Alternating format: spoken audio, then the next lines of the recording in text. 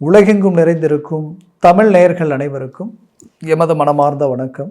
நான் உங்கள் ஜோதிடர் அந்தியூர் சுதாகர், பாரம்பரிய முறை ஜோதிட ஆராய்ச்சியாளர். இன்று நாம் காணக்கூடிய தலைப்பு விருச்சிக ராசி என்பவர்களுக்கு தமிழ் வருட பிறப்பு 2025 வருடமாகப்பட்ட இந்த வருடத்தில் ஏப்ரல் மாதம் 14ஆம் தேதி இந்த வருடம் பிறக்குது உங்களுக்கு. ஏன்னா இந்த வருடத்தில் குறிப்பாக சொல்லணும்னா ஆங்கில புத்தாண்டை விட தமிழ் புத்தாண்டு தான் பஞ்சாங்கத்தினுடைய அடிப்படையில் எல்லா பலன்களையும் நிர்ணயிக்கப்படக்கூடிய ஒரு அருமையான காலகட்டம்.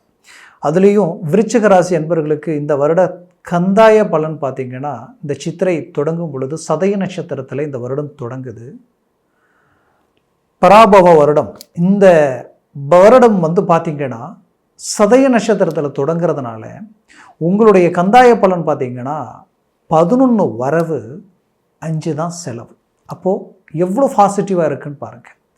இது ஏன் இவ்வளோ நான் உங்களுக்கு எடுத்துரைக்கிறேன்னா, அவ்வளோ கஷ்டம் கடந்த வருடத்தில் நீங்கள் பட்டாச்சு. ஒரு மனிதன் எந்த லெவலுக்கு நாணயமாக வாங்குகிற பணத்தை கரெக்டாக கொடுக்கணும், கரெக்டாக நடந்துக்கணும்னு நினைக்கிறாங்கன்றதுக்கு உதாரணம் விருச்சிக ராசி தான். அப்பேற்பட்ட செவ்வாய் எப்போவுமே ஸ்ட்ரெயிட் ஃபார்வேர்டு, உள்ளொன்று வச்சுட்டு வெளியில் ஒன்று பேச தெரியாது. ஒரு பொய்யே பேசினா கூட தெரிஞ்சவங்க என்ன நினைப்பாங்கன்ட்டு அது ஓப்பனாக வெளிப்படையாக பேசக்கூடியவங்க. அப்படி யதார்த்தமான ஒரு எண்ணங்களும் தெய்வ சிந்தனைகளோடு வாழக்கூடிய உங்களுடைய வாழ்க்கையில் கடந்த வருடம் என்ன பண்ணிடுச்சுன்னா, இத்தனை வருடங்களாக நீங்கள் நாணயமாக நம்பிக்கையாக நடந்துக்கிட்டு வந்த உங்களுக்கு ஜஸ்ட் 1 மாதம் 2 மாதம் 3 மாதம் நாம் அந்த டைமிங் கொஞ்சம் தவறியதால் அந்த இடத்துல கிடைச்ச அந்த ரியாக்ஷன் இருக்கு இல்லையா, இதுதான் நட்பா, இதுதான் நம்பிக்கையா, இதுதான் ஒரு பந்தமா அப்படின்ற அளவுக்கு உங்களை ரொம்ப வலி வேதனைகள் உங்களுக்கு கொடுத்துருக்கும். அது மட்டுமல்ல, உங்களுக்கு எதிரில் நின்று பேச யோசிக்கக்கூடியவங்க கூட உங்களை விமர்சனம் பண்ணக்கூடிய நிலைமைகள் எல்லாத்தையும் கடந்து வந்திருப்பீங்க. அப்போது விருச்சிக ராசி அன்பர்களுக்கு இதற்கெல்லாம் என்ன காரணம் அப்படின்னு பார்த்தா, 2ஆம் பாவம் கடந்த வருடத்தில் 8ஆம் பாவத்தில் போய் நின்னது, ப்ளஸ் அவர் வக்ர நிலை அடைஞ்ச குரு, ப்ளஸ் வக்ரம் மட்டுமல்ல அதிசார பயிற்சி அடைஞ்சு அதுவும் ரொம்ப நெகட்டிவான ஒரு சூழலை கொடுக்குற நிலைமை ஒரு புறம். மறுபுறத்தில் உங்களுக்கு மெயின் ப்ராப்ளமே இந்த 4ஆம் பாவத்தில் ராகு உட்கார்ந்தாலே நிம்மதி கெட்டு போயிடும். நிம்மதியில் ஒரு நாள் சந்தோஷமாக இருந்தால் ஒரு வாரம் ஃபுல்லாக வேதனையை அடையக்கூடிய ஒரு நிலைமை உருவாக்கி இருக்கும். அப்போது விருச்சிக ராசி என்பவர்களை பொறுத்தவரையிலையும் கடின உழைப்பு இருந்தும் உண்மை நேர்மை யதார்த்தம் இருந்தும் கூட சில இடங்களில் தேவையில்லா அவமானங்களை சந்திக்கக்கூடிய நிலைமைக்கு ஆளாக இருந்திருப்பீங்க. நல்ல வேலையாளாக இருப்பீங்க, நல்ல வேலைக்காரராக இருப்பீங்க. ஆனால் அந்த இடத்துல பார்த்தா உங்களுக்கு பின்னாடி சாதாரணமாக எந்த வேலையும் செய்யாமல் சும்மா பேச்சிலேயே அவங்க உங்களை ஓவர்டேக் பண்ணிவிட்டு அவங்க ஒரு நல்ல இடத்த அடைஞ்சிருப்பாங்க. உங்களுடைய பேரையும் சேர்த்து டேமேஜ் பண்ணிட்டு போயிருப்பாங்க. உங்களுடைய தன்மானத்தை நீங்கள் இழக்கிற அளவுக்கு ஒரு சூழலை உருவாக்கினால் உங்கள் எமோஷனலை டச் பண்ண அந்த இடத்த விட்டு நீங்கள் வெளியில் போயிடுவீங்க அப்படின்ற ஒரு எதிர்பார்ப்பால் சில பிரச்சனைகள் செய்து இது உங்களுக்கு வீண் பழிகள் அடையக்கூடிய ஒரு சூழல்கள் எல்லாத்தையும் சந்திச்சிருப்பீங்க. இப்போது இந்த இடத்துல வேலை செய்யலாமா, இந்த இடத்த விட்டு வெளியில் எங்கேயாவது போய் நம்ம வேற எங்கேயாவது ஒரு வேலையை பார்க்கலாமா அப்படின்ற அளவுக்கெல்லாம் மன அழுத்தத்துக்கு ஆளாயிருப்பீங்க. சிலர் வெளியிலே வந்திருப்பீங்க. வந்ததுக்கப்புறம் பார்த்தா வேறு எதுவுமே கனெக்ட் ஆக மாட்டேங்குதுன்ற ஒரு மன உளைச்சல் இருப்பீங்க. ஆனால் இப்போ அந்த இடத்துல இருக்கிறவங்களுக்கு என்னென்னா, இதே இடத்துல ரீஎன்ட்ரி கொடுக்கணும். அது எப்படி அப்படின்ற ஒரு யோசனையில் இருக்கிற உங்களுக்கு நான் சொல்கிறேன், இந்த வருடம் உங்களுக்கு உச்ச குரு நிலை உருவாக போகுது. அந்த உச்ச குருன்றது உங்களுக்கு 9ஆம் பாவத்தில் கடகத்தில் குரு பகவான் உச்ச நிலையை தொட போகிறார். அந்த உச்ச நிலையில் இருக்கக்கூடிய குரு பார்வை எங்கே விழுதுன்னா உங்கள் ராசி மேலே விழுது. அப்போது கடந்த வருடம் செய்யாத தப்புக்கு தண்டனை அனுபவிச்சிருப்பீங்க, வீண் பழிகளுக்கு ஆளாக இருந்திருப்பீங்க. நல்ல கணவன் மனைவி உங்களை மாதிரி சந்தோஷமாக வாழ்ந்தவங்க யாரும் இல்லை, எந்த தப்பும் செஞ்சுருக்க மாட்டீங்க. சாதாரணமாக ஒரு ஃபோன் பேசுனதாலேயோ நாம் யதார்த்தமாக ஒரு சில விஷயங்கள் நம்ம கள்ளங்கப்படம் சூதுவாது இல்லாமல் நடந்துக்கிட்டதுனாலேயோ உங்கள் மீது தேவையில்லாத பழிகள் உருவாகி இதனால் கணவன் மனைவி உறவே பாதிக்கப்பட்டிருக்கும். அந்த உறவினால் சிலரெல்லாம் சேர்ந்து வாழ முடியாத அளவுக்கெல்லாம் பாதிப்புகளை சந்திச்சிருந்திருப்பீங்க. இன்னும் சிலர் அபாண்டமான பழிகளை சுமந்து இதை விட்டு வெளியில் வர முடியாமல் தவிக்கிற நிலைமைக்கு ஆளாக இருந்திருப்பீங்க. அப்போது இந்த நிலை இந்த இடத்துல உடைய போகுது. எப்படின்னா, இந்த உச்ச குரு ஜூன் மாதம் உங்களுக்கு பயிற்சி ஆகிடுவார். அந்த உச்ச குரு பார்வை டைரெக்டாக உங்கள் ராசி மேலே விழுறதுனால உங்கள் மேலே இருக்கக்கூடிய களங்கம் எல்லாம் நீங்க போகுது. உங்கள் மேலே இருக்கக்கூடிய அபாண்டமான சொற்கள் விலக போகுது. பிரிந்த கணவன் மனைவி இணைய போகிறீங்க. சிலரது வாழ்க்கை நரக வாழ்க்கையாக இருக்கும். இந்த வாழ்க்கை, இந்த பிரச்சனை இதை விட்டு வெளியில் வந்தால் போதுமே அப்படின்ற நினச்சி வாழ்ந்துட்டு இருக்கக்கூடியவங்களுக்கு இப்போ அதற்குண்டான வழிகள் பிறக்கும். ஆல்ரெடி டைவர்ஸே ஆயிடுச்சு. மன வாழ்க்கையை எதிர்பார்க்குறோம், பட் எதுவுமே கனெக்ட் ஆக மாட்டேங்குது. ஏன்னா வாழ்ந்த வாழ்க்கையில் தான் தோல்விகள், அவமானங்கள், பாதிப்புகளை சந்திச்சாச்சு. இதுக்கு மேலே ஒரு வாழ்க்கை அமைஞ்சால் அதை கண்டிப்பாக ஒரு நல்ல ஒரு பிடிமானமாக பிடிச்சி இதே சொசைட்டிக்கு எதில் நல்லா வாழ்ந்து காட்டணும்னு நினச்ச உங்களுக்கு அதை சார்ந்த விஷயங்கள் எல்லாமே ட்ராப் ஆகிட்டு இருக்கேன்னு நினச்சிங்கன்னா இப்போ அது உங்களுக்கு கை கொடுக்க போகுது.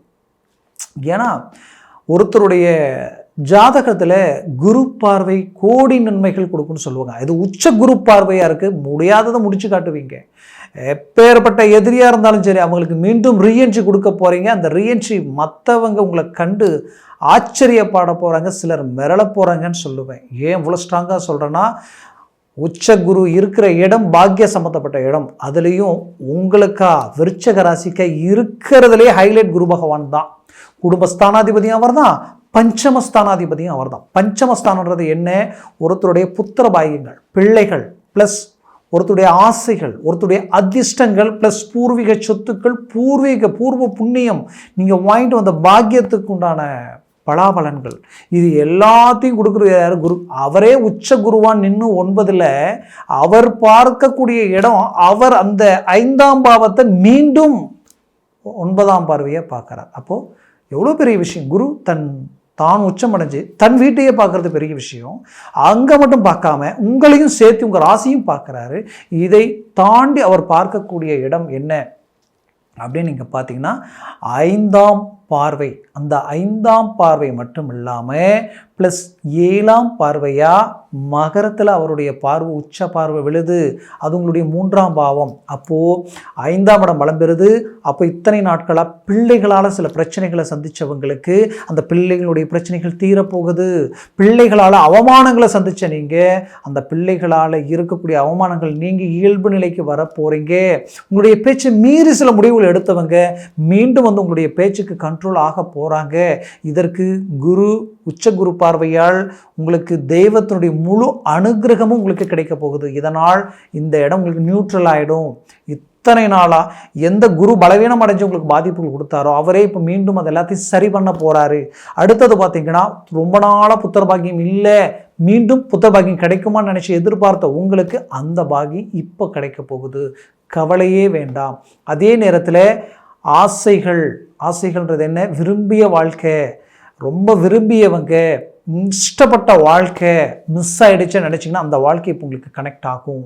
மேற்கொண்டு விருச்சிக ராசி என்பவர்களுக்கு ஒரு விஷயத்த நல்லா சொல்கிறேன், கேட்டுக்கங்க.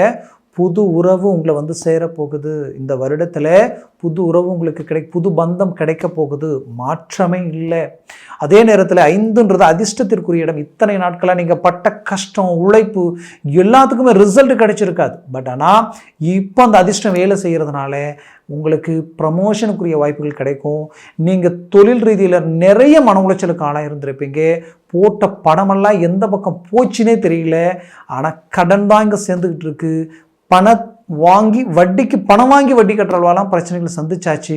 இதிலிருந்து ரிலீஃபாக முடியுமான்னு நினைச்ச உங்களுக்கு தனஸ்தானாதிபதி 9ல் உச்சமடையும் பொழுது உங்களுக்கு தனம், செல்வம், செல்வாக்கு பெருக போகுது. நீங்கள் பெரிய ஸ்டார் ஆகிறீங்கன்னா அந்த வார்த்தை மிகையாகாதுன்னு சொல்லுவேன். ஸ்டார் மட்டுமல்ல, நிம்மதி, சந்தோஷம், பாக்கியங்கள் எல்லா விதத்துலையுமே நீங்கள் கைகோத்து இந்த வருடம் நீங்கள் வந்து பயணம் பண்ண போகிறீங்க.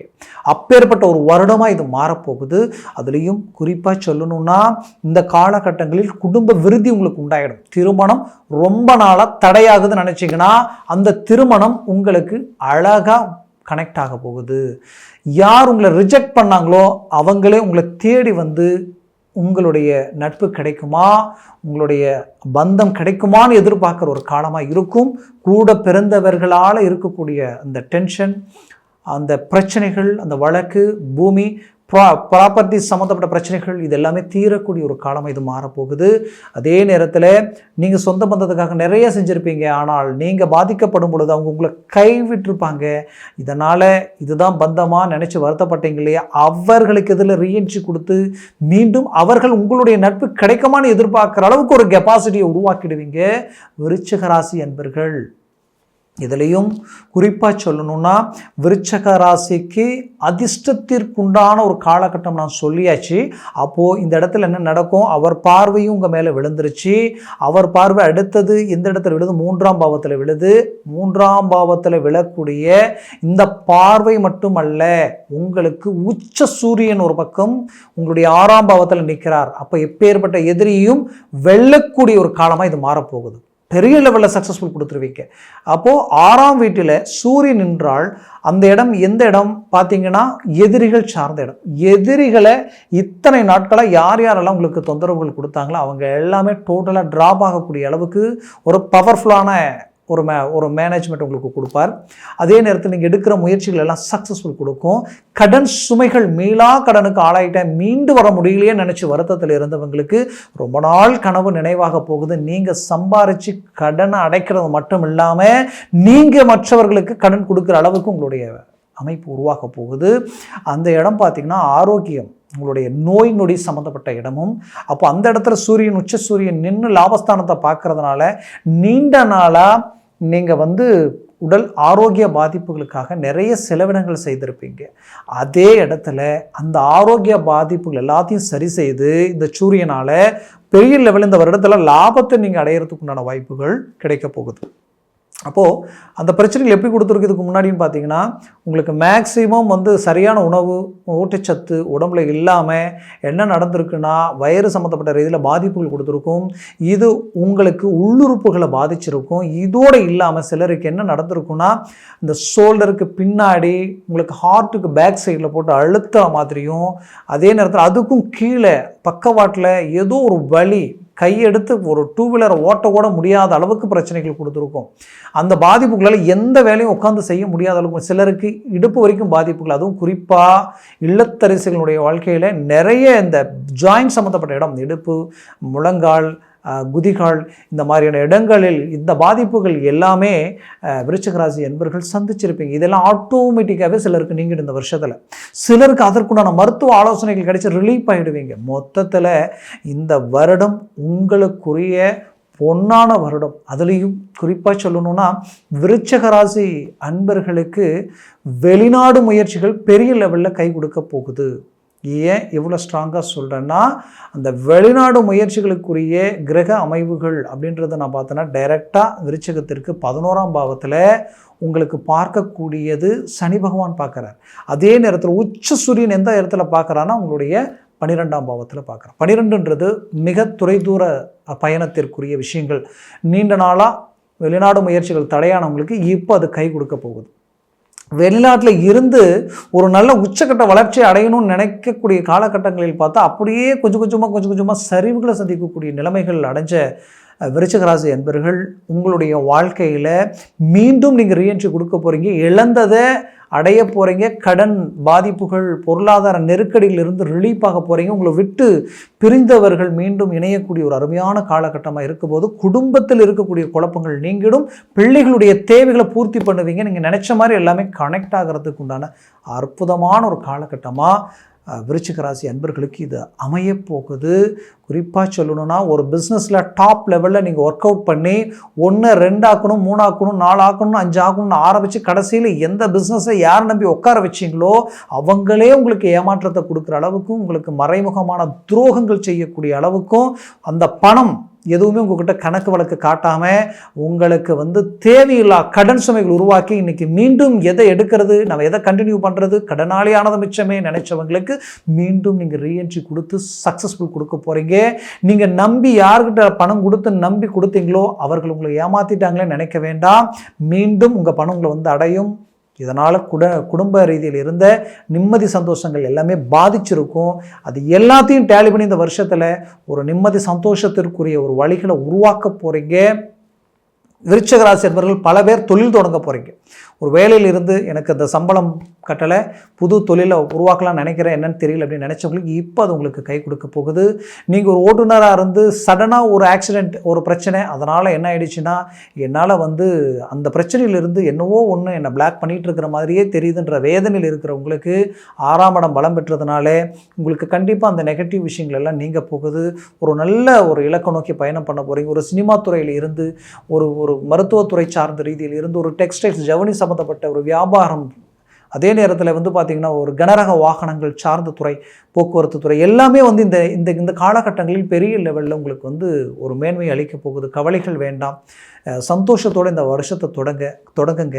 ஒரு நல்ல மேன்மைகள் அடைவீங்க. நான் சொன்ன பலன்கள் கோச்சார ரீதியில் சொல்லியிருக்கிறேன். ஜனன ஜாதகமும் திசா புத்தியும் ப்ளஸ் சர்வாஷ்ட வர்க்க பரல்கள் பொறுத்து பலன்கள் மாறுபடும். அதனால் ஜனன ஜாதகத்தை பார்த்து இந்த ஒரு முடிவெடுங்க. சர்வாஷ்ட வர்க்க பரல்கள் 3க்கு மேலே 4, 5, 7, 8 இருந்துட்டால் ஜாக்பாட் அடித்த மாதிரி சடன் வளர்ச்சிகள் கொடுக்க ஆரம்பிச்சிடும். அதனால் பார்த்து எது செஞ்சாலும் நல்லாயிருக்கும். பார்க்கணும்னு நினச்சிங்கன்னா கீழே இருக்கிற அந்த காண்டாக்ட் நம்பருக்கு கால் பண்ணி முன்பதிவு செய்து வாட்ஸ்அப் மூலமாக உங்கள் ஜாதகத்தை அனுப்புங்க. தெளிவாக விவரமாக கேட்டு தெரிஞ்சு அதை சார்ந்த முயற்சிகள் பண்ணுங்கள். அது 100% சக்ஸஸ்ஃபுல் உங்களுக்கு கொடுக்கும். என்னை பொறுத்தவரையிலையும் இனிய புத்தாண்டு நல்ல நல்வாழ்த்துக்கள்.